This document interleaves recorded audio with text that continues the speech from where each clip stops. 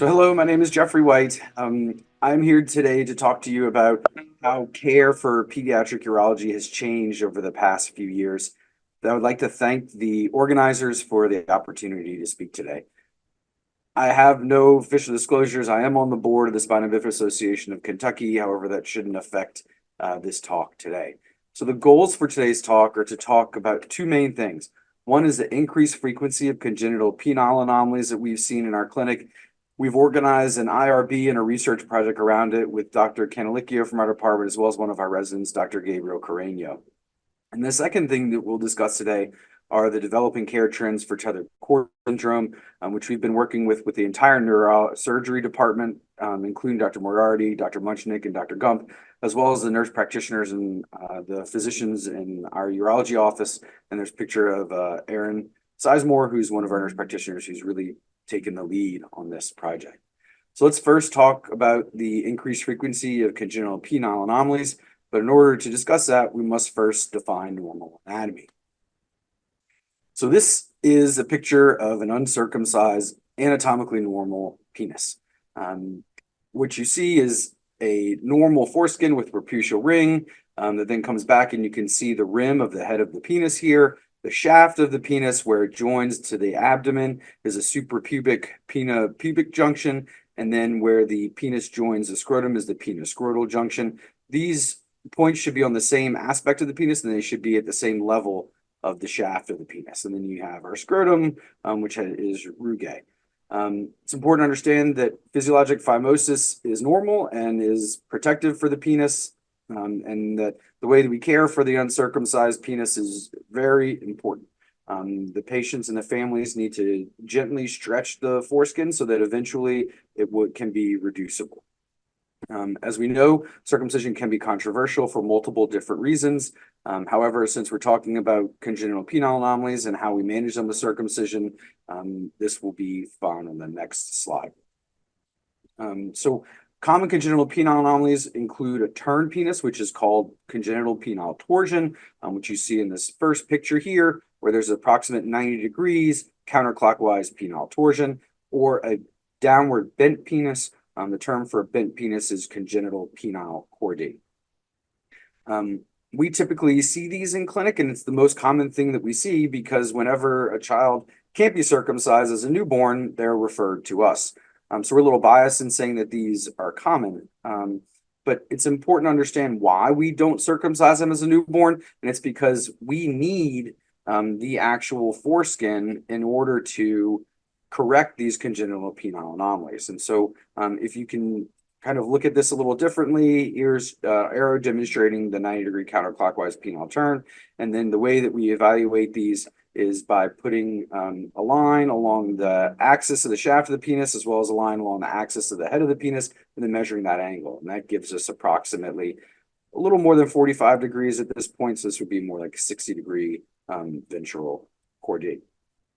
And so when I first moved here, the most common thing that we saw was circumcision revisions with patients who have congenital chordee or congenital penile torsion.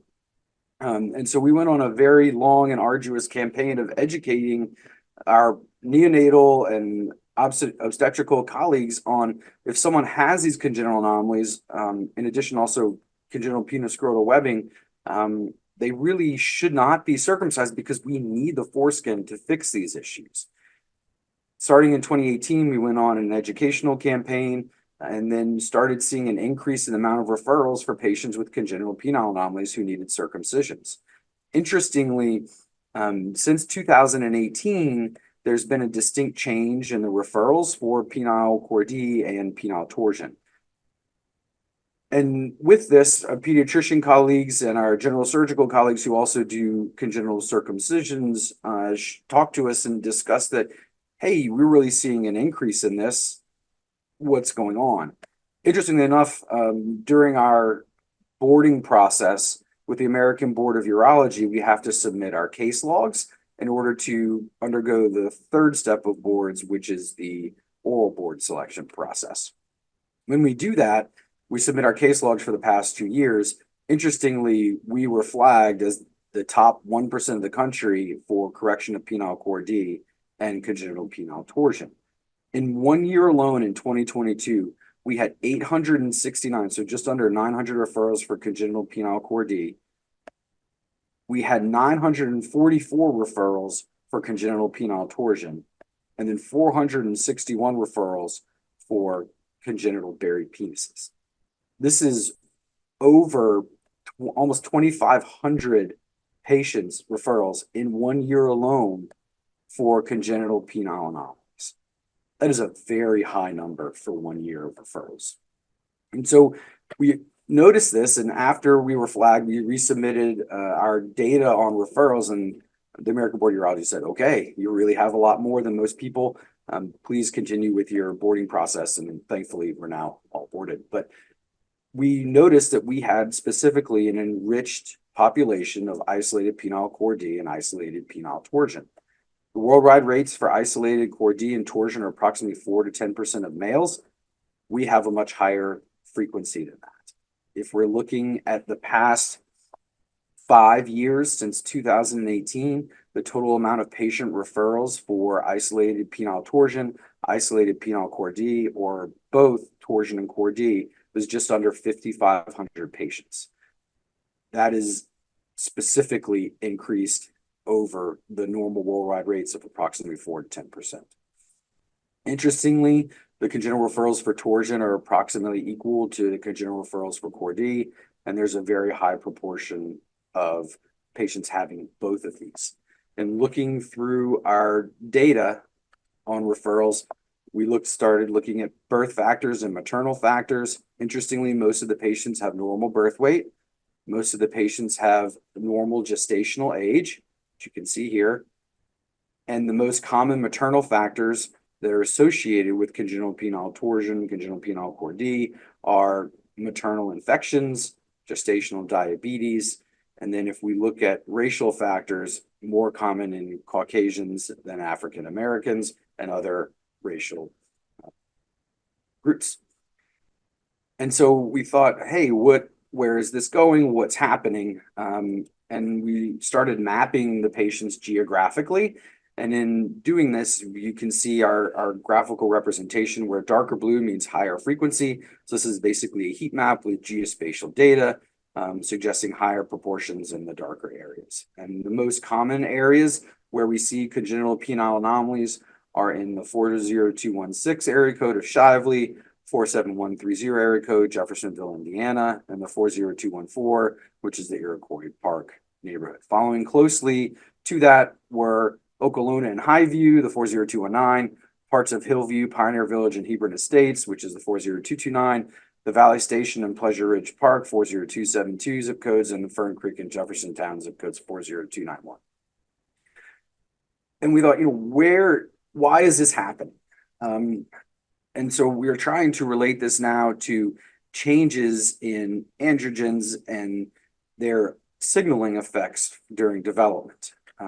So the next steps are to relate with real-world endocrine disruptors. So there's this theory called the testicular dysgenesis theory, where environmental and lifestyle factors, as well as familial and genetic factors such as deletions, mutations, or polymorphisms, affect the amount of androgens that are available during formation of the penis, which is very early, between weeks 5 and 7.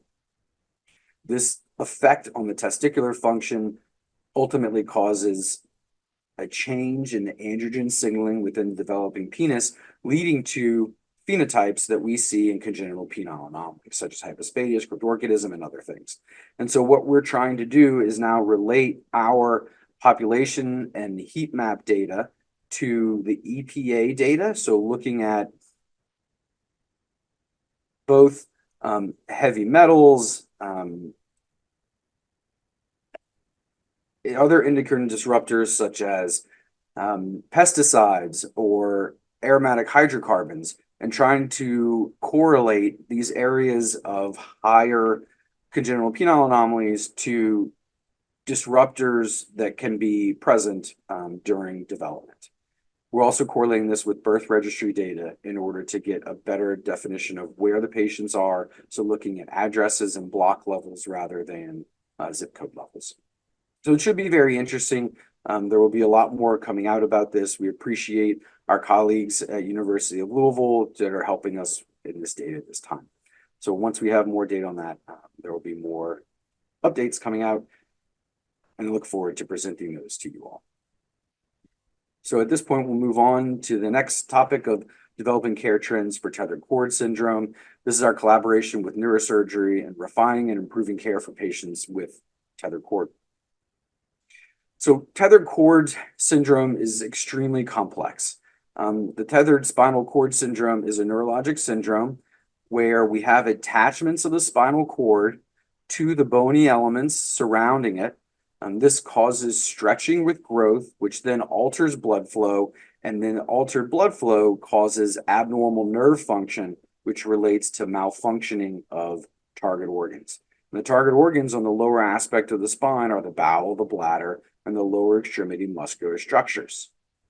On this diagram, on the left, you're seeing relatively normal positioning of the conus between L1 and L2. Below L2 is considered abnormal. There's a bit of a discrepancy in this in the literature. Some say L3, some say L2. So we define L2 and a half as our stopping point. Anything below L2 and a half is considered abnormal. Interestingly, the dysfunction that occurs with tethered cord syndrome is not stable. The symptoms can come on and disappear, and this is due to the fact that symptoms and blood flow are exacerbated with growth, and then once the growth period stops, these dysfunctions may remit. Unfortunately, at some point, these dysfunctions of the bowel, the bladder, and the lower extremity muscular structures can become permanent. And it's thought to be that once you have symptoms for 5 years or more, that might be considered a permanent deficit.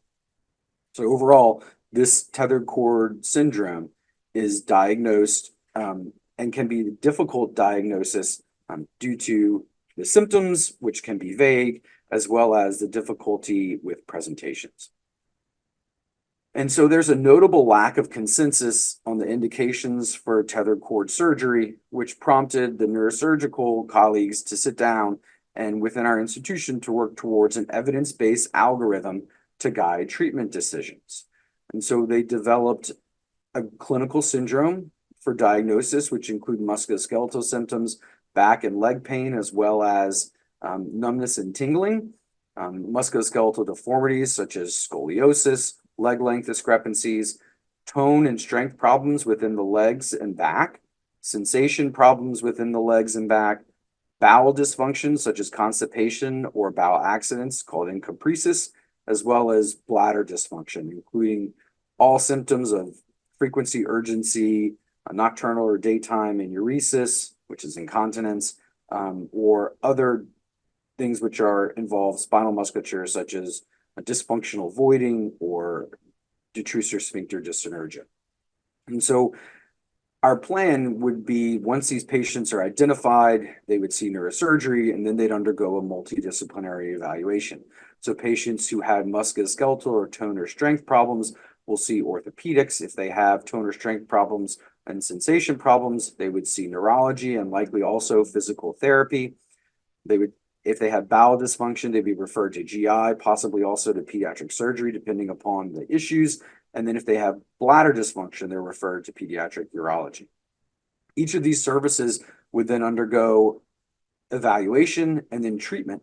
Interestingly, we would attempt to first do conservative medical therapy and then follow up with the patients. If they then failed medical or conservative management, then they would be planned possibly for surgical intervention with neurosurgery.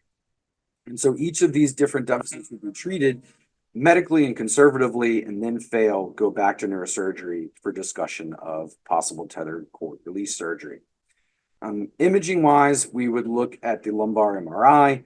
We would define, again, the low conus as lower than L2.5. If they have any other identifiable abnormalities of the conus, which is the end of the spinal cord, if it's thickened or if it's fatty, or if there are actual bony lesions between L5 and S3. If they had one or more of these abnormalities identifiable on MRI, they would be diagnosed with tethered cord. And then the patients who underwent pediatric urology referral also underwent a urodynamic evaluation, which is a method to objectively identify bladder dysfunction and to identify abnormal control of the bladder by nerves. And so we sought and obtained an IRB approval for a prospective study of patients seen for suspicion of tethered cord syndrome based on these evaluations in the first year of the algorithm implementation. And we hypothesized that a multidisciplinary evidence-based algorithm could identify the patients who would benefit from phylum release and tethered cord surgery. And so our surgical planning algorithm looked like this. Patients who are asymptomatic with MRI findings would not undergo surgery because they're asymptomatic. If patients had symptoms with 2 or more MRI findings, those called surgery category 1, then they were taken for tethered cord release. If they had scoliosis or other structural abnormalities of the spine associated with MRI findings, they would undergo surgery category 2. And if they had normal MRIs, so no identification of spinal abnormalities, but they had persistent symptoms and failed medical or conservative management, and they had an abnormal urodynamics, then they would undergo surgery as well. And that was surgery category 3. And so this is a summary of the patients that we evaluated during the year 2019. There were overall 729 patients referred for tethered cord or suspicion for tethered cord. 403 of them were female, 326 were male. As you can see from the graphs, the females are in pink/purple, boys are in blue, and the summary of both is in gray. You can see that we saw referrals from infancy all the way up to 21 years of age. And many referrals were for infants and toddlers. As you can see, there's a much higher peak at the younger years. If we look at the patients that actually went on to surgery, out of those 729 patients, 151 patients met criteria for surgery. That's approximately 21%. 84 of them were female. Again, females in this purple-pink color. And then 67 were male in the blue. There was interestingly a bimodal distribution with peaks at 5 and peaks at 10. This does often correlate with growth spurts seen on the growth curves. 100% of the patients had follow-up. 2 complications were noted. There was 1 wound infection, which had minor breakdown of the skin closure, which was managed with revision surgery. And then also 1 other patient had an upper extremity DVT managed conservatively and resolved by itself. If we look at the symptoms that we see, all surgical patients were symptomatic. All surgical patients had bowel or bladder dysfunction, which you can see here. Most commonly, it was bladder dysfunction, and then half of the patients endorsed back and or leg pain. And 79% of them had 3 or more symptoms of tethered cord syndrome. And looking at the patients who were sent for consultation, all surgical patients had 2 or more subspecialists involved in the diagnosis. Most commonly, obviously, neurosurgery and urology. 60% of patients had 3 or more subspecialists involved in making the diagnosis of tethered cord syndrome. You can see the specialists involved here. If we look specifically at bladder dysfunction, since it's the most common symptom that we see, patients for all symptoms were assessed at both 6 weeks, which was the early time point, and 6 months, which was our late time point postoperatively. There was a 4-point scale that was used to define outcome for each symptom, whether it was worse, which is denoted by red, whether it was stable, which is denoted by yellow color, improved, which is denoted by blue, or resolved, which is denoted by green. This here is a representative assessment of the symptoms for bladder dysfunction. This was performed for all systems involved: musculoskeletal, gastrointestinal, neurological, orthopedic, etc. In looking for the assessment of bladder dysfunction, interestingly, no patients endorsed worsening of symptoms, so you don't see any red at 6 weeks or any red at 6 months.